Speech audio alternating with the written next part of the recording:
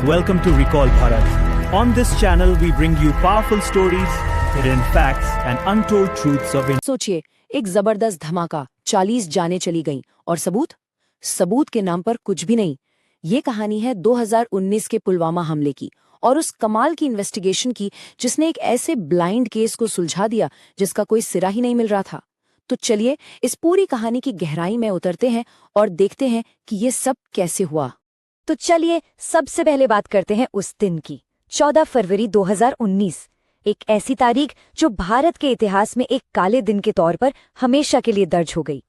आइए उस मनहूस दोपहर में वापस चलते हैं और समझते हैं कि आखिर उस दिन हुआ क्या था। सब कुछ बिल्कुल नॉर्मल था। सुबह सुबह जम्मू से सीआरपीएफ का 78 गाड़ियों का काफिला निकला था। दोपहर तक ये काफिला जम्मू श्रीनगर नेशनल हाईवे पर था, लेकिन फिर दोपहर के करीब 3 बजे एक लाल मारुति इको एक बस से जा टकराती है और बस अगले ही पल एक इतना जबरदस्त धमाका होता है जिसकी गूंज 10 किलोमीटर दूर तक सुनाई देती है। कुछ ही सेकंड्स में वो पूरा शांत मंजर एक भयानक त्रासदी में बदल गया। 40 ये सिर्फ एक नंबर नहीं है, ये 40 जिंदगियां थीं, 40 परिवार थे। ये हमारे 40 बहादुर सीआरपीएफ के जवान थे जो उस दिन देश की सेवा करते हुए शहीद हो गए। अब आप सोचिए, हमलावर जो कि एक सुसाइड बॉम्बर था, वो मौके पर ही मर चुका था। जिस गाड़ी से हमला हुआ उसके तो परखच्चे उड़ गए थे, मतलब पहचानना भी मुश्किल, और कोई सुराग दूर दूर तक नहीं। तो इन्वेस्टिगेटर्स के सामने एक बहुत बहुत बड़ा सवाल था, आखिर इतने बड़े और इतने सटीक हमले के पीछे का मास्टरमाइंड कौन था? तो यहीं से शुरू होती है एक ब्लाइंड केस को सुलझाने की चुनौती। ये केस सौंपा गया नेशनल इन्वेस्टिगेशन एजेंसी यानी एनआईए को, और ये कोई मामूली केस नहीं था। एक ऐसा मामला था जिसमें सचमुच कोई लीड ही नहीं थी। देखते हैं कि एनआईए ने इस चुनौती का सामना कैसे किया। सीन पर जब एनआईए की टीम पहुंची तो मंजर किसी बुरे सपने से कम नहीं था। हर तरफ तबाही, मलबा, और जैसा कि कहा गया, सबूत के नाम पर वहां सच में कुछ भी नहीं बचा था। ये एनआईए के इतिहास के सबसे मुश्किल केस में से एक होने वाला था। लेकिन कहते हैं ना, हर अंधेरी सुरंग के आखिर में रोशनी होती है। इस केस में भी ऐसा ही हुआ। तबाही के उसी मलबे के ढेर में छिपा था पहला सुराग, कार के कुछ टुकड़े। यहीं से फोरेंसिक टीम का काम शुरू होता है और यहीं से केस में पहला ब्रेक थ्रू मिलता है। फोरेंसिक इन्वेस्टिगेशन मतलब वैज्ञानिक तरीकों से सबूतों की जांच। ये इस केस की रीढ़ की हड्डी साबित हुई। टीम ने घंटों तक बहुत बारीकी से पूरे इलाके को छाना और फिर उसी मलबे के ढेर से उन्हें कुछ ऐसा मिला जिसने इस केस का रुख ही मोड़ गया। अब देखिए ये कितना कमाल का काम था। टीम को कार के शॉक एब्जॉर्बर का एक छोटा सा जला हुआ टुकड़ा मिला। उस पर इंजन और चैसिस के कुछ अधूरे नंबर थे। उन्हीं नंबरों को डिकोड किया गया। फिर मारुति सुजुकी की मदद से पता चला कि ये 2011 की एक मारुति इको थी। कहानी खत्म नहीं हुई। एनआईए ने इस कार की पूरी ओनरशिप हिस्ट्री खंगाली। 8 साल में ये गाड़ी 7 बार बिकी थी। एक एक मालिक को ट्रैक करते हुए टीम आखिरकार उस आखिरी खरीदार तक पहुंची जिसने हमले से सिर्फ 10 दिन पहले ये कार खरीदी थी, सज्जाद भट्ट। तो कार का पता चल गया, आखिरी खरीदार का भी नाम सामने आ गया। ये एक बहुत बड़ी कामयाबी थी, पर ये तो बस शुरुआत थी। असली खुलासा तो अभी बाकी था, और वो होने वाला था एक टूटे हुए फोन से। हुआ ये कि इस हमले के कुछ समय बाद एक दूसरी मुठभेड़ हुई जैश-ए-मोहम्मद के आतंकवादियों के साथ। उस एनकाउंटर साइट से एक टूटा फूटा मोबाइल फोन मिला।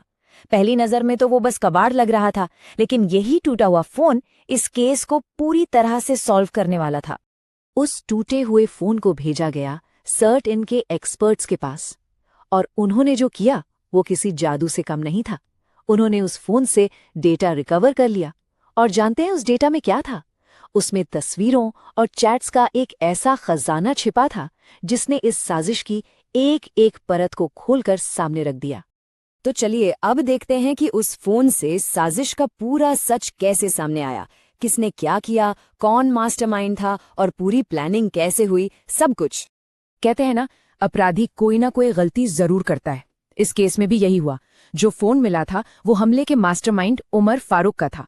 उसके पाकिस्तानी हैंडलर ने उसे साफ साफ कहा था, फोन को तुरंत नष्ट कर दो, लेकिन उमर ने ऐसा नहीं किया। क्यों? क्योंकि वो उस फोन से अपनी एक लोकल गर्लफ्रेंड इंशा से बात करता था और उसकी बस यही एक गलती पूरे आतंकी नेटवर्क के खात्मे की वजह बन गई। तो उस फोन के डेटा से पूरी साजिश का खाका सामने आ गया। मास्टरमाइंड था उमर फारूक, जो जैश के चीफ मसूद अजहर का भतीजा था। सुसाइड बॉम्बर था एक लोकल कश्मीरी आदिल अहमद दार। रहने सहने और बाकी मदद का इंतजाम किया था इंशा जान और उसके पिता तारिक अहमद शाह ने। और अब सोचिए, बम बनाने के लिए अमोनियम नाइट्रेट अमेज़न से ऑर्डर किया गया था। बम को असेंबल किया शाकिर बशीर ने अपने घर पर और गाड़ी खरीदी थी सज्जाद भट्ट ने। मतलब पाकिस्तान से लेकर लोकल स्लीपर सेल तक पूरी चेन का पर्दाफाश हो गया। और ये कोई छोटी मोटी प्लानिंग नहीं थी। बम का वजन करीब 200 किलो था। इसमें RDX, अमोनियम नाइट्रेट और एल्यूमिनियम पाउडर जैसे खतरनाक विस्फोटकों का इस्तेमाल हुआ था। गाड़ी की पिछली सीटों को हटाकर उसमें विस्फोटक के कंटेनर फिट किए गए थे और हमला करने से ठीक पहले आत्मघाती हमलावर आदिल डार ने अपना एक आखिरी वीडियो मैसेज भी रिकॉर्ड किया था। अब जब साजिश की पूरी सच्चाई सामने आ चुकी थी तो सवाल था जवाब का। इस कायरतापूर्ण हमले का जवाब मिलना ही था और भारत ने जो जवाब दिया वो तेज था, निर्णायक था और उसने देश की सुरक्षा नीति में एक नया अध्याय लिख दिया। सिर्फ 12 दिन 14 फरवरी को पुलवामा में हमला होता है और ठीक 12 दिन बाद 26 फरवरी को भारतीय वायुसेना सीमा पार करके पाकिस्तान के बालाकोट में जैश-ए-मोहम्मद के ट्रेनिंग कैंप्स पर एयर स्ट्राइक करती है। ये दुनिया के लिए एक बहुत साफ और कड़ा संदेश था। और सिर्फ सीमा पार ही नहीं, कश्मीर के अंदर भी एक्शन जारी था। सुरक्षा बलों ने एक एक करके इस हमले के सभी साजिशकर्ताओं को उनके अंजाम तक पहुंचाया। मास्टरमाइंड उमर फारूक मार्च 2019 में एक एनकाउंटर में मारा गया। बॉम्ब बनाने वाला इस्माइल अलवी, जिसे लंबू भी कहते थे, वो भी बाद में एक मुठभेड़ में ढेर हो गया। कार खरीदने वाला सज्जाद भट्ट भी मारा गया और जो भी दूसरे लोकल मददगार थे उन्हें भी पकड़कर कानून के हवाले किया गया। पूरी जांच को समेटते हुए NIA ने एक चार्जशीट फाइल की और उसकी लंबाई थी 13,500 पन्ने।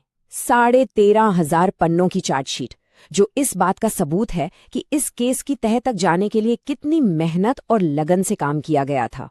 तो आखिर में इस पूरी घटना से एक संदेश बहुत साफ होकर निकलता है कि नया भारत छेड़ता नहीं है, पर अगर कोई छेड़े तो उसे छोड़ता भी नहीं है। ये एक ऐसा सबक है, एक ऐसी विरासत है जो पुलवामा हमले के बाद हमेशा याद रखी जाएगी। Thank you for watching Recall Bharat. Like, share and subscribe.